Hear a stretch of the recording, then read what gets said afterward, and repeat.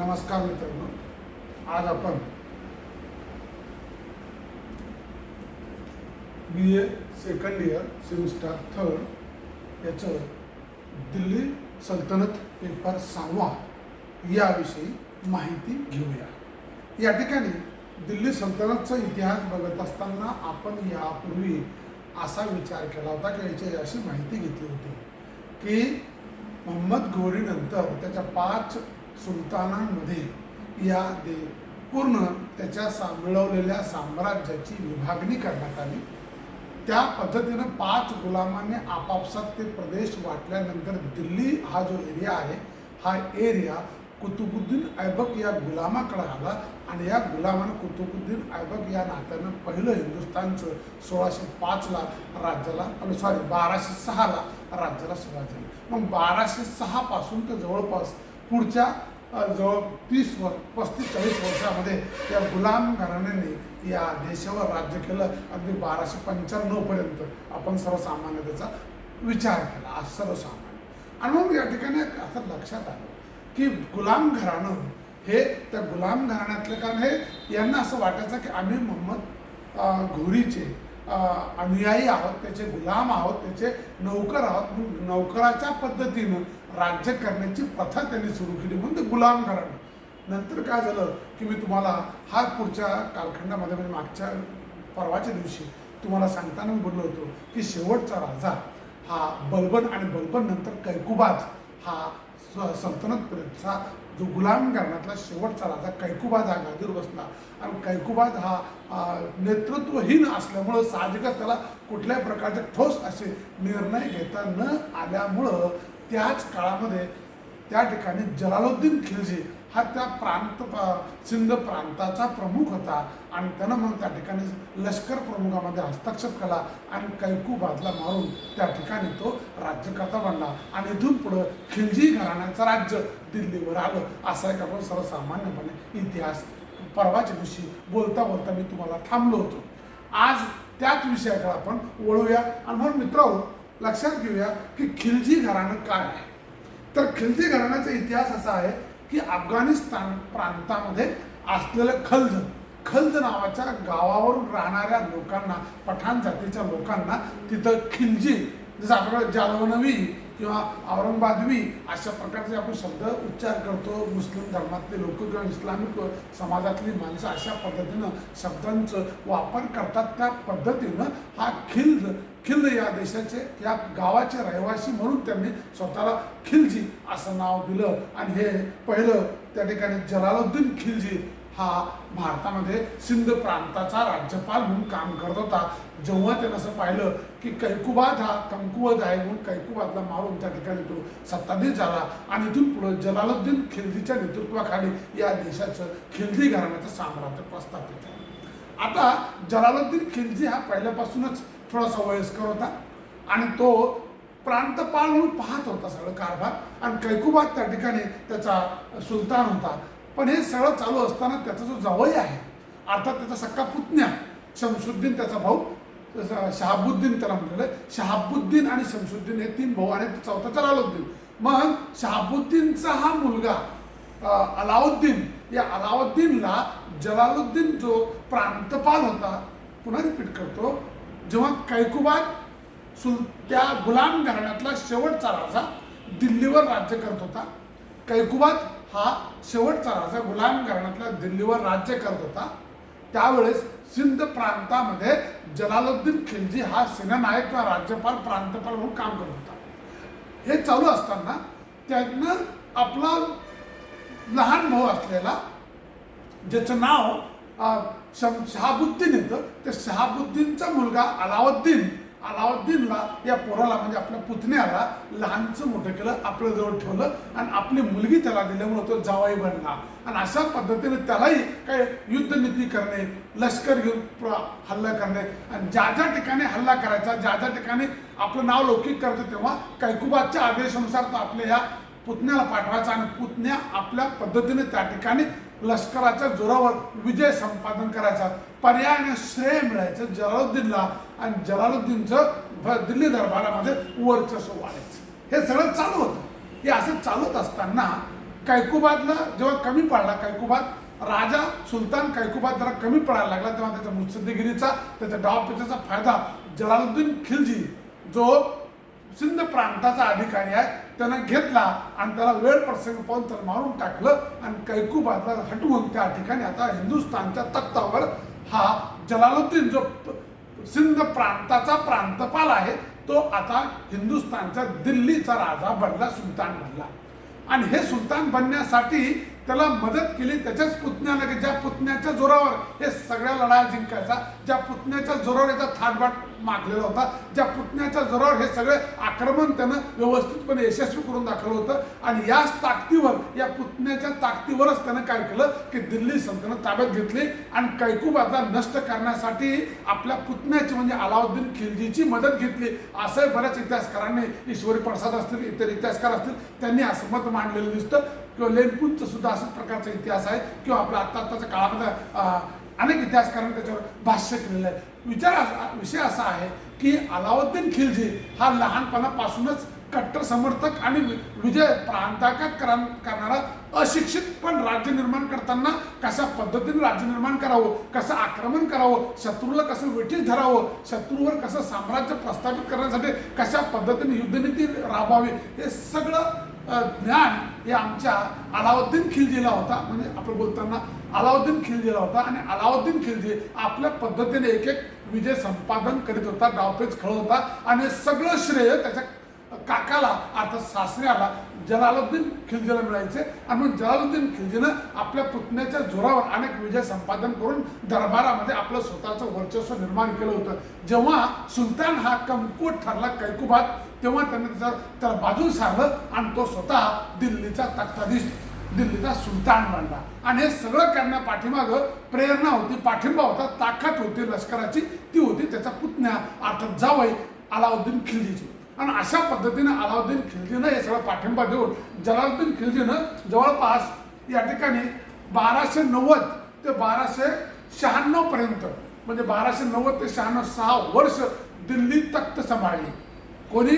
जलालुद्दीन खिलजीनं दिल्लीचं तख्त सांभाळलं, राज्यकारभार सांभाळला आणि आपल्या पुतण्याच्या जोरावर वाटेल तशा प्रकारचं कारभार निर्माण करण्याचा प्रयत्न केला. पण झालं काय की जलालुद्दीन खिलजी न आदेश दिला की तुम्ही आता आपलं साम्राज्य विस्तार करा. साम्राज्य विस्तार करण्यासाठी जेव्हा आपल्या पुतण्याला म्हणजे जवळ सांगितलं की तू आता आजूबाजूचा जो सिंध प्रांत आहे, गुजरात प्रांत आहे, या प्रांतावर किंवा राजस्थान प्रांत, या प्रांतावर त्या ठिकाणी आपलं साम्राज्य विस्तार कर. आणि म्हणून आपल्या काकाचं म्हणजे सासऱ्याचं आदेशान्वये हा आपलं लष्कर घेऊन येणं गुजरात प्रांताकांत केलं. नंतर तो इकडं राजपुतानामध्ये गेला, चित्तोडवर गेला. चित्तोडची कहाणी तुम्हाला माहीत आहे. तिथं लक्ष्मण सिंह हा राजपूत राजा राज्य करीत होता. त्याची पत्नी पद्मिनी ही अत्यंत सुंदर देखणी होती असं त्याला बोललं जातं किंवा इतिहासामध्ये त्याचा साक्षी पुरावा मिळतो. आणि म्हणून तिला पाहण्याच्या मोहापाठी आपला हा अलाउद्दीन खिलजी दक्षिणेत म्हणजे आपल्या गुजरात राजस्थान राज्यात गेला, चित्तोडवर गेला आणि चित्तोडवर त्यानं हल्ला केला. हल्ला केला असताना त्या ठिकाणी लक्ष्मण सिंह युद्धामध्ये वारला गेला. आणि म्हणून तिची पत्नी पद्मिनीनं जोहार केला. असंख्य खानदानी कुटुंबातल्या सगळ्या स्त्रियांनी जोहार केलं, म्हणजे आपले पती मेल्यानंतर अग्निकुंडात स्वतःला जीवदान द्यायचं अशी प्रथा या ठिकाणी जोहार करण्याची पद्धत असल्यामुळं आमच्या या श्रेष्ठ राणीनं पद्मिनीनं त्या ठिकाणी जीवदान दिलं. आणि मग परकीयांच्या हाती न लागता अशा पद्धतीनं माता भगिनीनं अशा प्रकारचं आपलं जीवदान दिल्याचा इतिहास आमच्याकडे पुरावा मिळतो. म्हणून अलाउद्दीन खिलजीचं जे आक्रमण आहे ते या ठिकाणी पडतवून लावण्याचा प्रयत्न केला, पण पद्मिनीनं शेवटी अशा पद्धतीने जोहार करून आपल्याला संपवलं.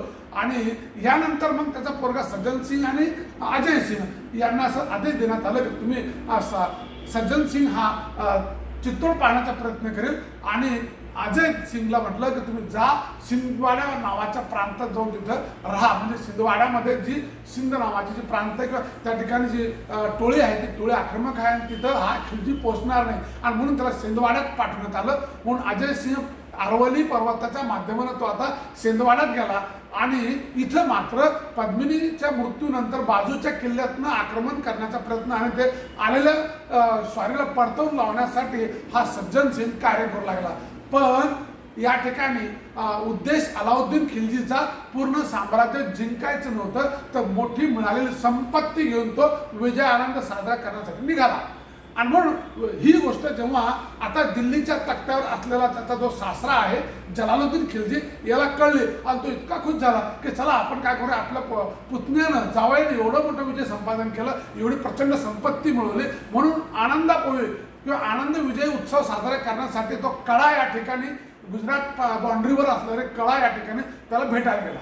भेटायला गेल्यानंतर सामियानामध्ये दोघांची पुतण्याची आणि काकाची अर्थात सासरा आणि जवळ दोघांची भेट होणार होती आणि आनंदोत्सव साजरा करताना गळाभेट घेतली. आणि तिथंच त्यानं काय केलं की त्याचं असं बोललं जातं की त्याला धोका देऊन मारलं किंवा त्या ठिकाणी जाणून ज्या शामियाना तो चढला तर त्याचे ते खालचे जे लाकडी जे वय होते पाटे होते ते पाटे खाली पाडण्यात आले आणि तिथं मरून तिथं जागीच तो मेला किंवा आणि तिथं अपघातामध्ये निधन झालं असं डिक्लेअर करण्यात आलं. आणि अशा पद्धतीनं जलालुद्दीन खिलजीचं अलाउद्दीन खिलजीनं धोका देऊन कडा या ठिकाणी मारून टाकलं, त्याचा घात केला.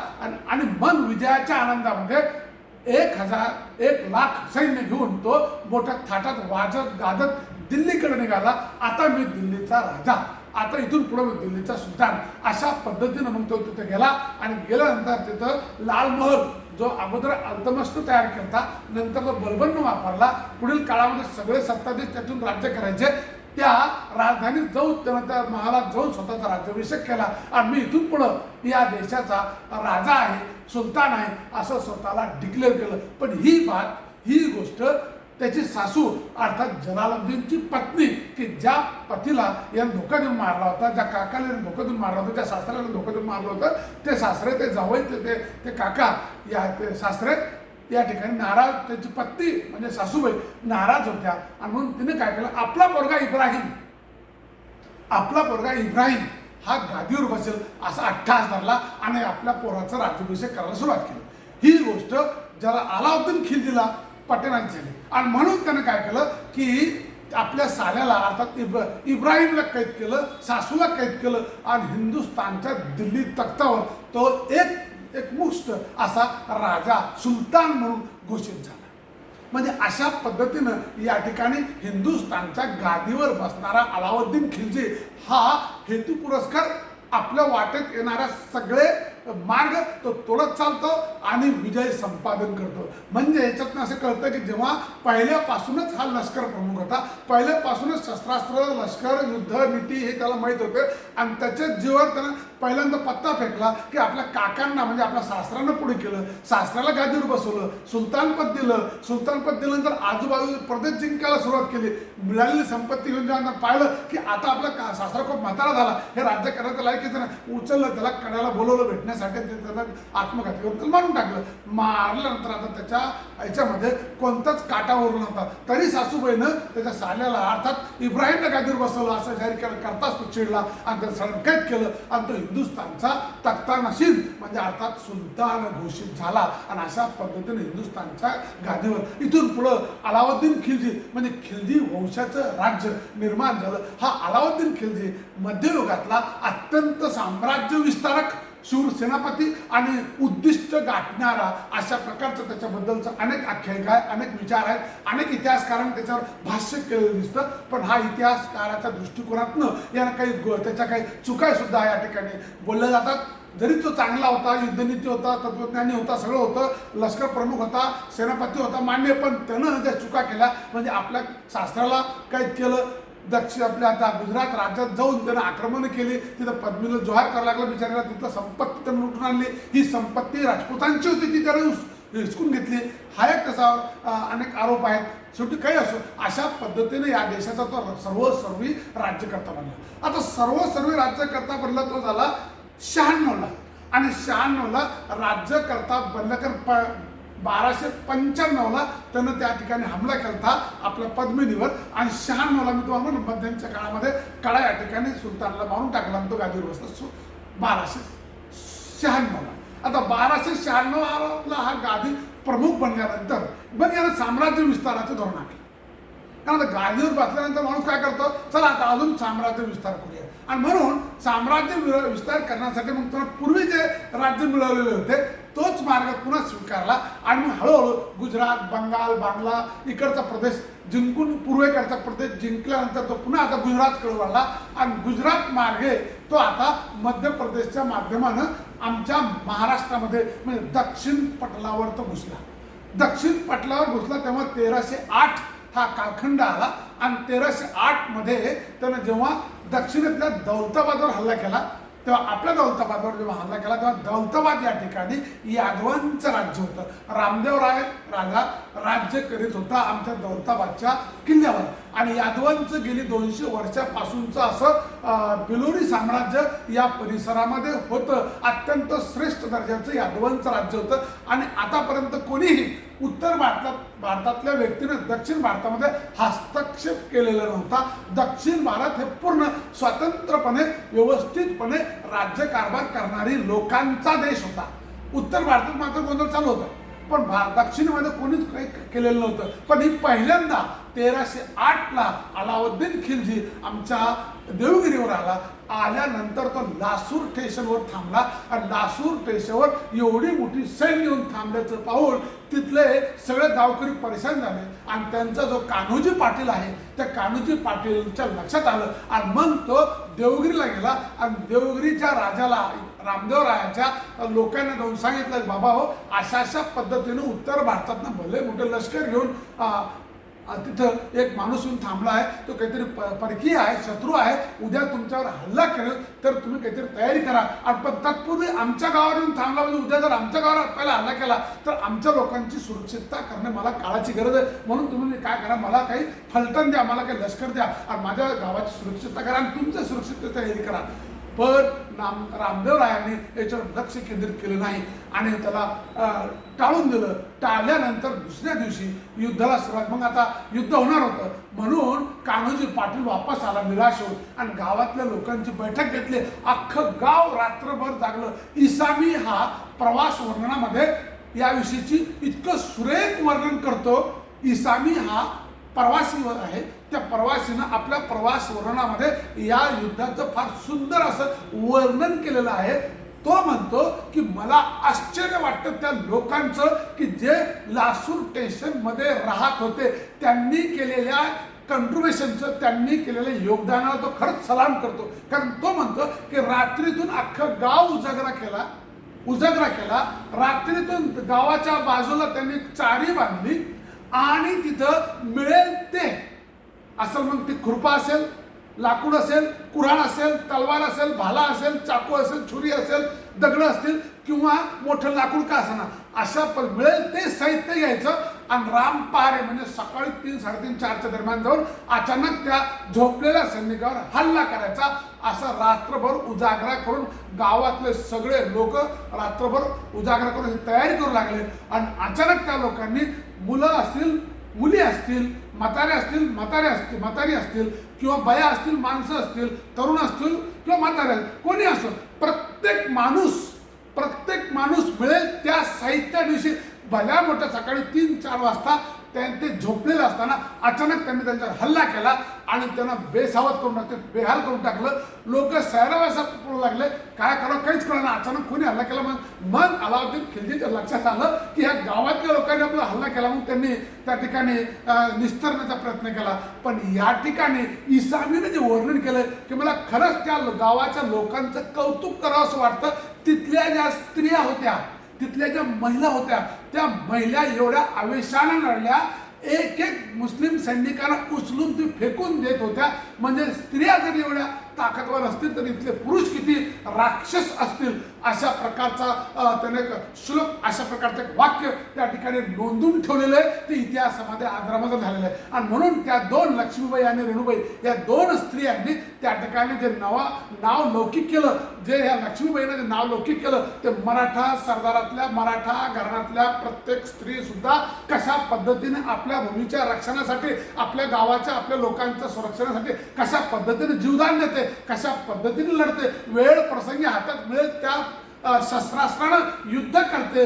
याला म्हणतात ताकद याला म्हणतात विश्वास याला म्हणतात देशासाठी लढण्याची आमच्या मराठमोळ्या मातृत्व असणाऱ्या आमच्या आई बहिणींची, आमची माता भगिनींनी केलेलं योगदान हे सर्वश्रेष्ठ वाटतं. आणि म्हणून या ठिकाणी असं बोललं जातं की ही जी लढाई आहे ही लढाई या ठिकाणी संपुष्टात आणली. आणि मग तो पुढं ते म्हणे आमच्या गाववाल्याशी काही वैरी नाही, तो पुढं सरकला आणि मग त्याला डायरेक्ट देवगिरीवर हल्ला केला. देवगिरीवर हल्ला केल्यानंतर त्यांना आजूबाजूचे सगळे प्रांत लोक जवळ केले.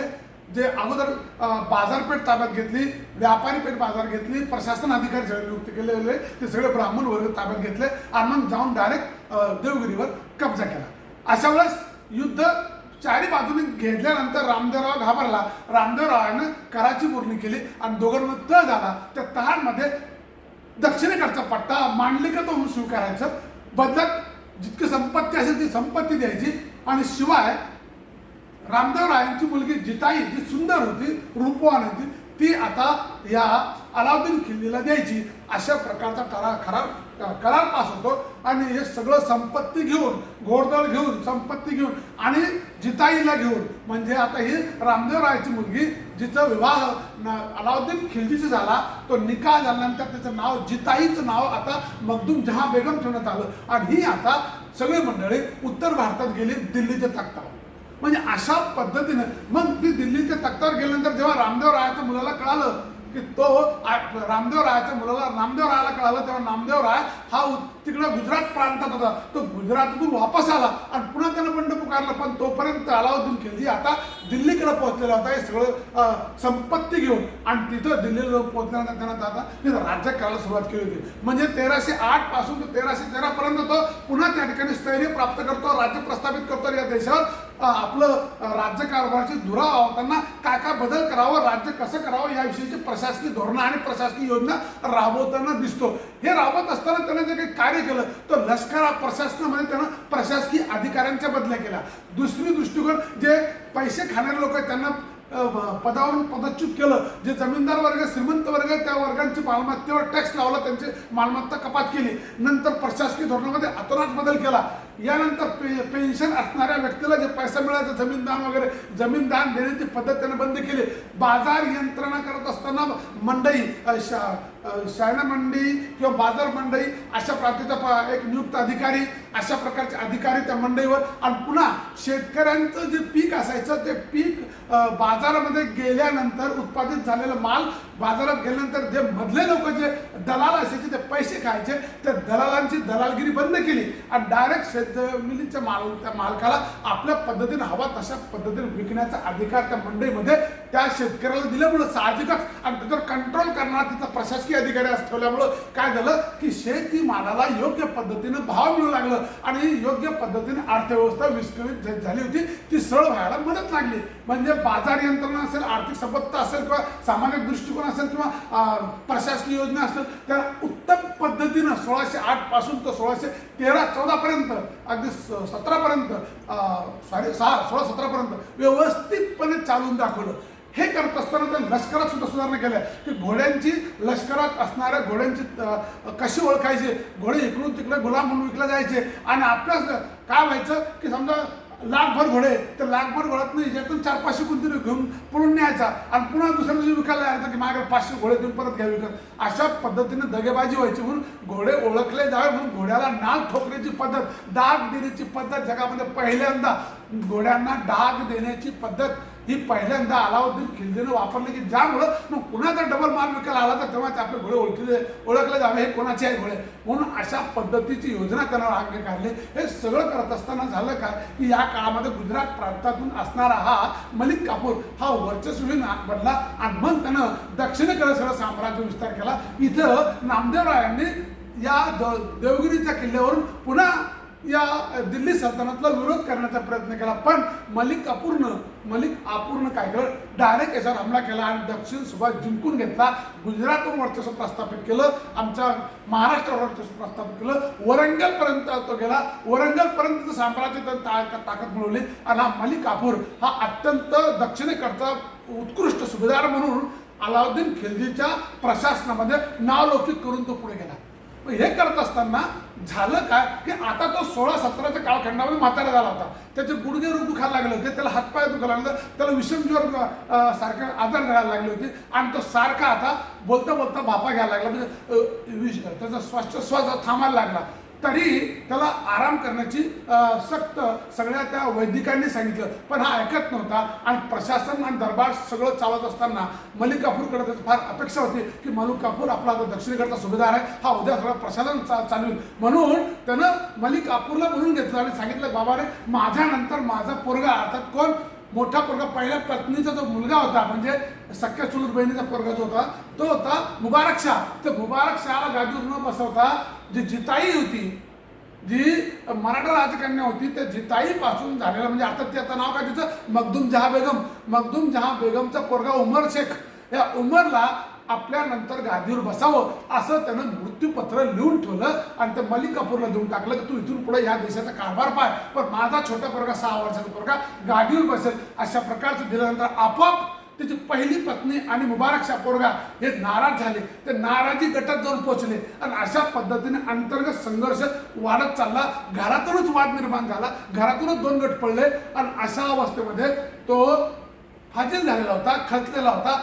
अशातच त्याचं 1316ला मृत्यू झाला. मृत्यू झाल्यानंतर त्याच्या ठरल्याप्रमाणे मलिक काफूरनं काय केलं की त्या उमर शेखला गादीवर बसवलं. उमर शेखला गादीवर बसवल्यानंतर कारभार हातात घेतलं. ही गोष्ट जेव्हा पुन्हा त्याच्या पहिली पत्नी आणि त्याचा मुलगा मुबारक शाह यांना कळली, तेव्हा मुबारक शहानं बंड पुकारलं आणि मलिक काफूर कशा पद्धतीने आपलं राज्य निर्माण करतोय आणि कशा पद्धतीने ते ताब्यात घेतलेलं आहे हे लोकांना जाणून दिलं. तेव्हा सगळे लष्कर प्रमुख या मुबारक शहाच्या बाजूने आले आणि मलिक काफूरचा पत्ता काढला आणि मग अशा पद्धतीने मलिक काफूरला कैद करण्यात आलं. जिताईला ग्वालियरच्या किल्ल्याला पाठवण्यात आलं. जिताई आणि त्याचा मुलगा आला 6 वर्षाचा, जो आता सुलतान बनला होता काही काळापर्यंत, तो आता ग्वालियरच्या किल्ल्यात गेला आणि या देशाचा पुन्हा सुलतान म्हणून मुबारक शाह गादीवर बसला. पण मुबारक शाह गादीवर बसल्यानंतर त्याच्या विरोधात असणारे सगळे लष्कर प्रमुख, त्याच्या विरोधात असणारे सगळे अमीर उमराव, या लोकांनी, जहागीरदार, वतनदार, या लोकांनी सारखे बंड केले. मग मुबारक शहाला त्यांच्यावर कंट्रोल करणं शक्य होऊ शकलं झालं नाही आणि म्हणून इथं आपलं तुघलकाचं राज्य आलं. तुघलक घराणं या देशावर राज्य करता पडला असं या ठिकाणी पाहावयास मिळतं. मित्र, आज आपण फक्त एक खिलजी घराण्याचा इतिहास पाहतोय. खिलजी घराणं हे अफगाणिस्तानच्या खिल्ज या गावाचं असल्यामुळे ते खिलजी या नावानं प्रसिद्धीला आलं. हा इतिहास आपण बघितला आणि खिलजीतला पहिला जलालुद्दीन खिलजी हा सिंध प्रांताचा प्रांतपाल. त्यावेळेस इथं गुलाम घराण्यातला शेवटचा राजा कैकुबाच्या विश्वासात सिंध प्रांत जिंकलं. हे जिंकत असताना त्याचा पाठिंबा असणारा त्याचा जो सेनापती आहे तो प्रमुख म्हणजे त्याचा पुतण्या अलाउद्दीन खिलजी हा सगळे विजय संपादन करतो आणि त्याच्या ताकदीवर यानं काय केलं, कैकुबादला कैद केलं आणि दिल्लीचा बादशाह बनला. म्हणून जलालुद्दीन खिलजी हा हिंदुस्थानच्या खिलजी घराण्यातला पहिला राजा. मग पहिला राजा गादीवर बसल्यानंतर त्यानं आदेश दिला आपल्या पुतण्याला, जा आता दक्षिणेकडे तो साम्राज्य विस्तार कर. तर दक्षिणेत न जाता पहिल्यांदा राजपूतांच्या चित्तोडला गेला आणि चित्तोडला घेऊन त्यानं तिथं मोठी संपत्ती जिंकली आणि हा आनंद उत्सव साजरा करण्यासाठी कडा या ठिकाणी बैठक झाली. या बैठकीत त्यानं आत्मघातकीनं आपल्या काकाला मारून टाकलं आणि खऱ्या अर्थानं तो 1296ला हिंदुस्थानचा बादशाह झाला, म्हणजे सुलतान मला तो अलाउद्दीन खिलजी या नावानं. मग हा अलाउद्दीन खिलजी हिंदुस्थानचा बादशाह जवळपास 1296 पासून तर 1316 पर्यंत या देशाचा राज्यकर्ता होता. या काळात त्यानं दक्षिणेकडे देवगिरीवर साम्राज्य आक्रमण केलं, तिथून जिताई मिळवल्याची विवाह केला आणि त्या ठिकाणची संपत्ती लुटली. हे त्याच्या आयुष्यात फार मोठी चूक आहे. पहिली चूक त्याची चित्तोडवरचं आक्रमण, दुसरी चूक त्याची दौलताबादचे आक्रमण. या 2 आक्रमणामुळं अलाउद्दीन खिलजी जगाच्या इतिहासामध्ये प्रसिद्ध नव्हता, तो कुप्रसिद्ध झाला आणि त्याच्याबद्दलचं जे विचार होते, तो जो आक्रमक प्रवृत्ती होती, याच्यातनं त्याची बदनामी झाली. म्हणजे त्यानं केलेल्या ह्या चुका आहे, या घोर चुका त्याच्या आयुष्यामध्ये त्याला राज्य करण्यासाठी आणि राज्य टिकवण्यासाठी कमी पडला, म्हणजे जास्त उपयोगी ठरला आणि त्यात तो हारला, अपयशी ठरला. म्हणून त्याच्या ह्या युद्धखोर नीतीमुळं, त्याच्या या वेगळ्या अशा धोरणामुळं तो या देशामध्ये परिचित नव्हता, अपरिचित जास्त दिसला. म्हणून या ठिकाणी अलाउद्दीन खिलजी एक धगधगतं आयुष्य, अलाउद्दीन खिलजी एक खिलजी घराण्याचा संस्थापक, खिलजी घराण्याचा राज्यकर्ता या नात्यानं आमच्या भारताच्या इतिहासामध्ये खिलजी घराण्याचा इतिहास या ठिकाणी आपण संपूया. जर तुम्हाला शंका आली तर तुम्ही मला प्रश्न विचारा, मला प्रश्न विचारा, चला नाही समजलं मला सांगत चला, म्हणजे मी तुम्हाला त्याविषयीची माहिती अधिक देण्याचा प्रयत्न करतो. मित्रहो, आज आपण अलाउद्दीन खिलजी या खिलजी साम्राज्याचा इतिहास फक्त बघितलेला आहे, एवढं मात्र लक्षात घ्या. धन्यवाद.